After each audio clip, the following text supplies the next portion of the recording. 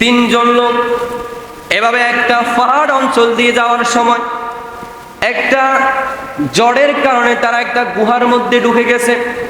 এমন সময় ওই ঝড়ের কারণে ওই গুহার মুখের মধ্যে একটা বিশাল বড় পাথর পড়ে ওই গুহার মুখটা বন্ধ হয়ে গেছে।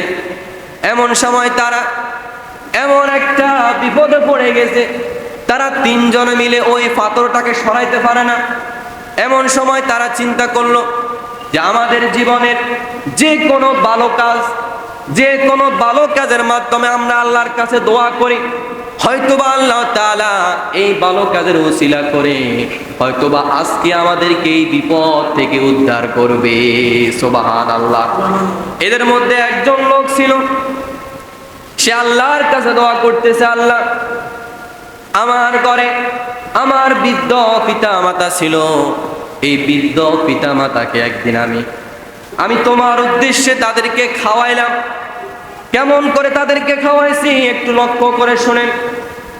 ওই লোকটা বলতেছে, আল্লাহ আমার ঘরে দীর্ঘদিন পর্যন্ত কোনো খাবার ছিল না। আমার স্ত্রী সে একটা বেড়ার যে দুধ রয়েছে, ছাগলের যে দুধ রয়েছে, এই দুধ দহন করে আমার জন্য রাত্রিবেলা রেখে দিয়েছে।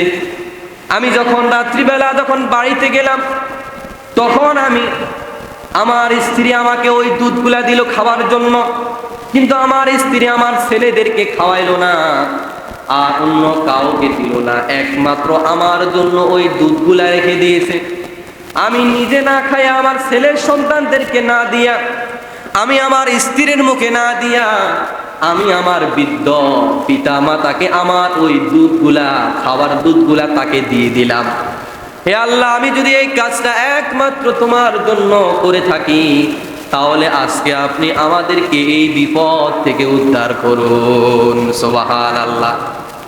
এই দোয়া করার সাথে সাথে আল্লাহ তাআলা ওই যে পাথরটা তাদের গুহার মুখের সামনে পড়ছে, ওই পাথরের 3 ভাগের 1 ভাগ সরাই দিয়েছে। সুবহানাল্লাহ বলেন। এখানে ভাই ভালো কাজের উসিলা আল্লাহ দোয়া কবুল করে। আমরা তো দোয়া কবুল করার লাই দোয়া করার জন্য কত জনের কাছে যাই, কত হুজুরের কাছে যাই, কত হাদিয়া তোবা দিই, কিন্তু যেইটা করলে দোয়া কবুল হয় সেইটাই করি না।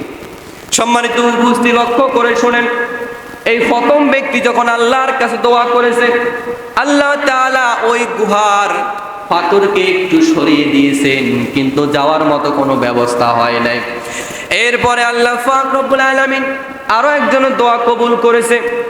এদের মধ্যে 2 নম্বর লোক আল্লাহর কাছে দোয়া করতেছে, আল্লাহ আমার কাছে একজন রাখাল ছিল, সে আমার কাছে দীর্ঘদিন পর্যন্ত কাজ করত। এই কাজ করতে করতে হঠাৎ করে একদিন ওই লোকটা আমার কাছ থেকে না বলে চলে গেছে। ওই রাখালটা যে দীর্ঘদিন পর্যন্ত আমার কাছে কাজ করেছে, তার কিছু পাওনা টাকা আমার কাছে ছিল। আমার কাছে ওই রাখালের যে পাওনা টাকা ছিল, ওই টাকা দিয়ে আমি একটা বকরি কিনেছি, একটা ছাগল কিনেছি। ওই ছাগলটা যখন আমি কিনেছি, ওই ছাগল থেকে বিশাল বড় একটা ছাগলের পাল হয়ে গেছে, একটা বিশাল বড় একটা বকরির পাল হয়ে গেছে।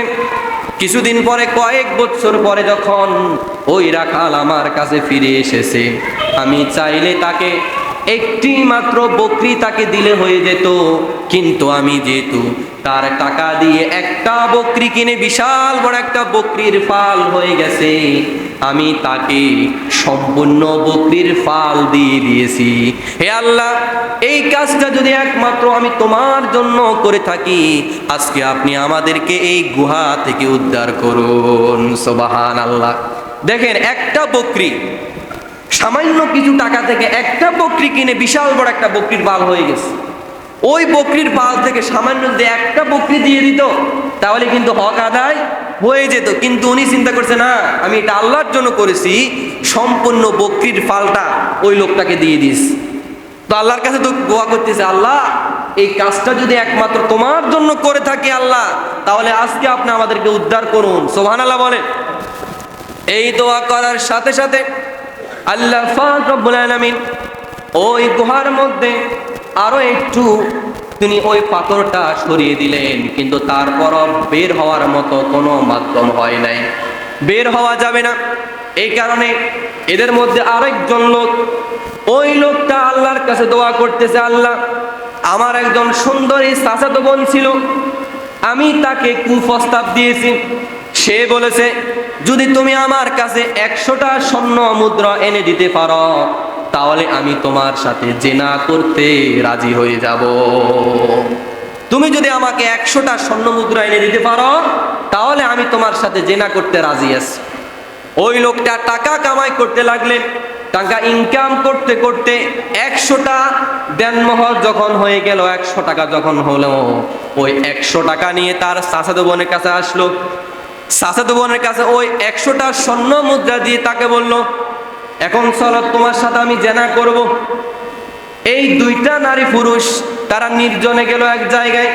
সেখানে রুমের মধ্যে ঢুকে তারা দরজা বন্ধ করে যখন ওই জেনার কাজে লিপ্ত হতে যায়, এমন সময় তার ওই চাচাতো বোন তাকে বলতেছে যে ভাই দেখো, দীর্ঘদিন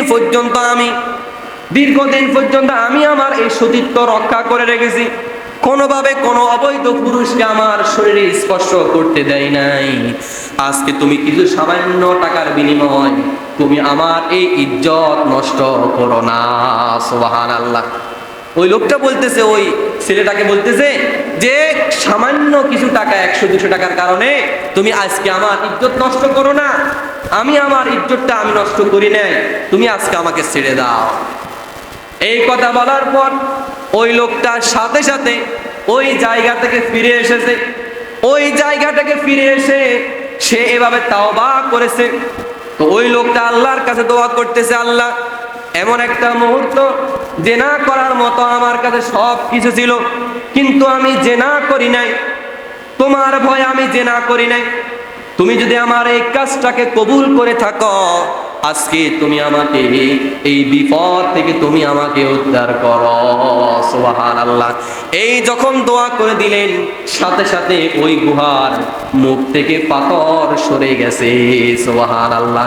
দেখুন, ভালো কাজের উসিলা করে যদি আপনি আল্লাহর কাছে চান, আল্লাহ কিন্তু আপনার বিপদ আপদ দূর করবে।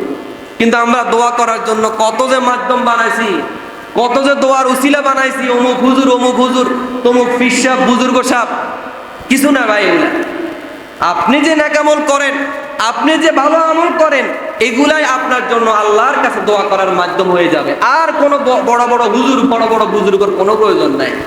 কারণ ভাইয়েরা, আমরা দোয়া করব, ভালো কাজের উসিলা আল্লাহর কাছে চাইবো, এই ভালো কাজের উসিলায় আল্লাহ আমাদের দোয়া কবুল করবে।